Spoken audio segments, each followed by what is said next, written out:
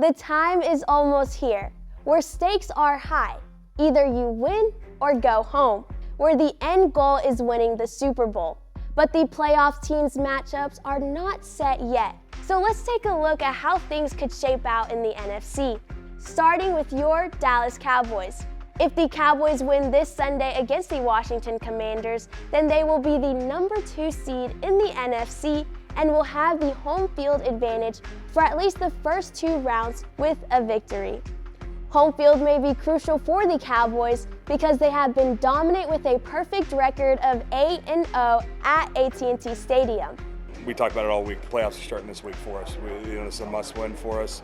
Able to get some home games and make our push there in the postseason.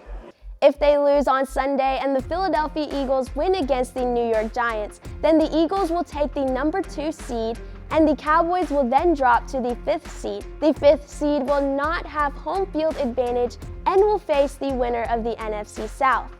But ultimately in the end, we've got one game right here to go and win this division, have a 2 seed, and that makes it a playoff game. That makes it a game obviously with a lot of implication. What about the other teams, you might ask?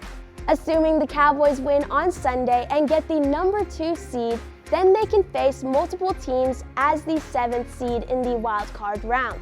Those teams include the Packers, Seahawks, Vikings, and Rams.